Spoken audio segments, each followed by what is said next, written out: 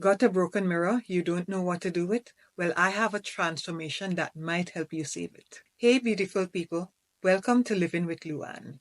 Today I'm taking a broken mirror and turning it into a glamorous wall art. So if you want to see how I did it, then come with me and let's get started. To fix the mirror, I had these extra boards that I cut for a different project. The first thing I did was paint the boards with some black paint that I had. I used 3 coats of paint to fully cover the boards. I mainly focused on the sides and the top and the bottom because the middle was going to be covered up with the mirror.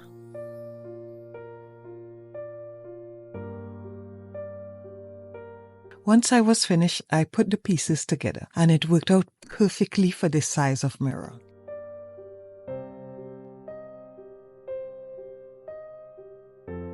To mount the mirror, I'm using this multi-bond waterproof adhesive. And this is the texture of the adhesive. I measured the size of the mirror and I spread the adhesive just to cover that part of the board. Because the mirror was broken, I decided to embrace the brokenness. I decided to spread it out so that I could have a design in the middle of the brokenness. And to make sure that the mirror adhered to the wood, I set some water bottles on the mirror and had it set overnight. Once the mirror was completely adhered to the wood, and I could tell that by not seeing any more white residue from the glue, now it's on to the fun part, decorating the mirror. At this time, I couldn't find the gold plates at the Dollar Tree. I could only find the red and blue plates. So I took the blue plate and I spray painted it using this gold Rust-Oleum spray paint.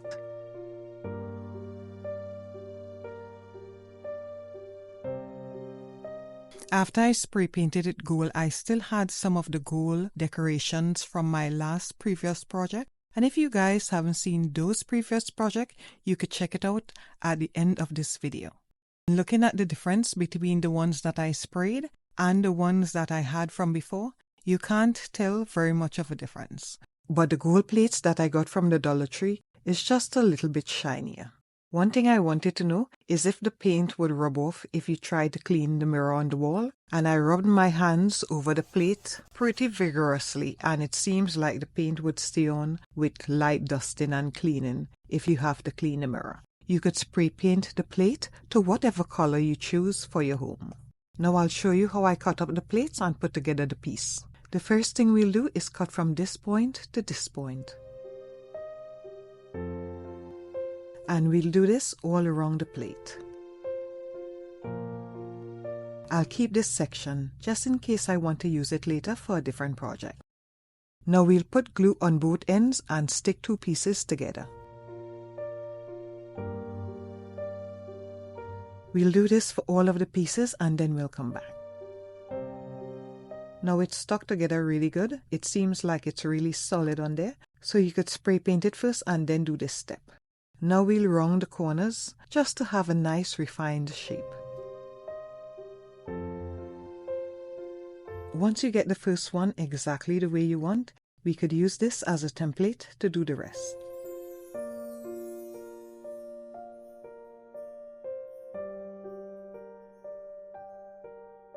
We'll repeat this process for as much as we need and then we'll come back. You could use any decoration that you have, but I had a lot of these pieces remain over from a project, so I'll be using these.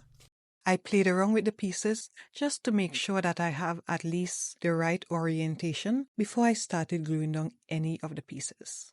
Now it looks like a few seconds here on camera, but I took a long time trying to get these pieces right in the beginning. Once I had a good placement of where I'd have all 3 pieces branching out from, then I started to glue down the pieces.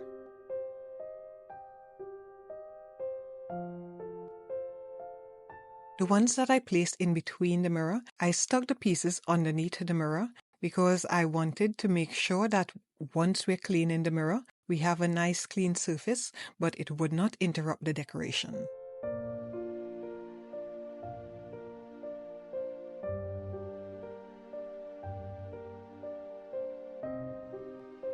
To decorate the space in between the broken pieces of the mirror, I had to trim down each piece, adjusting, going back and forth until they fit just right.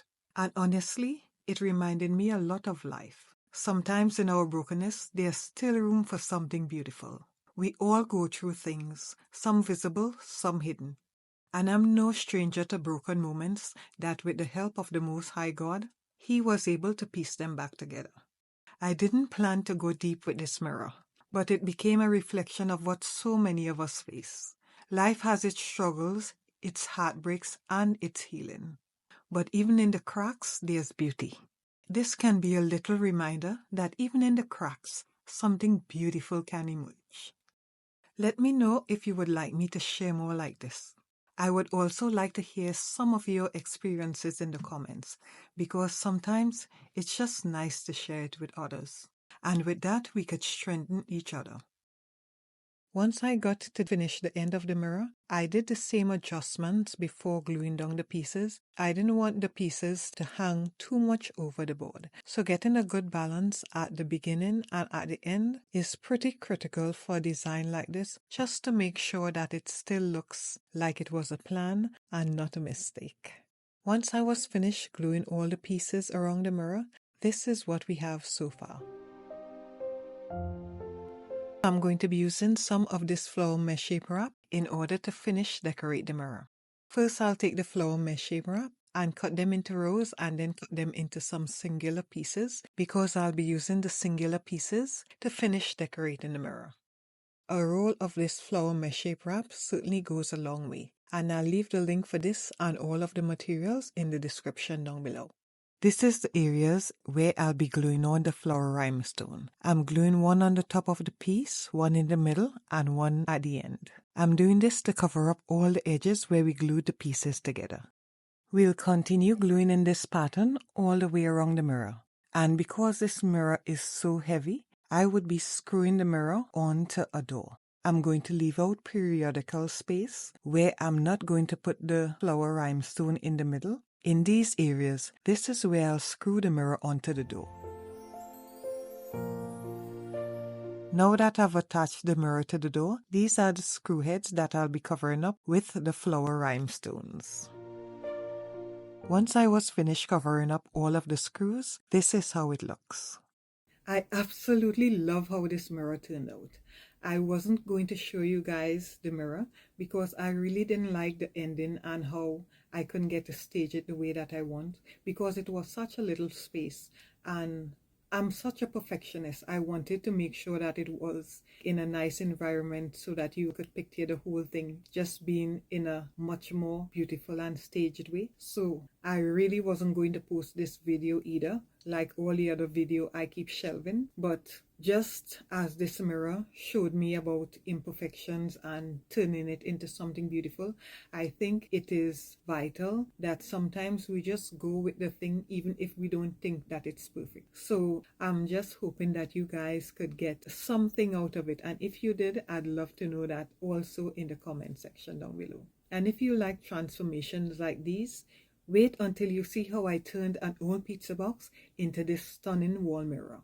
It's one of my favorites, and I think you'll really enjoy it.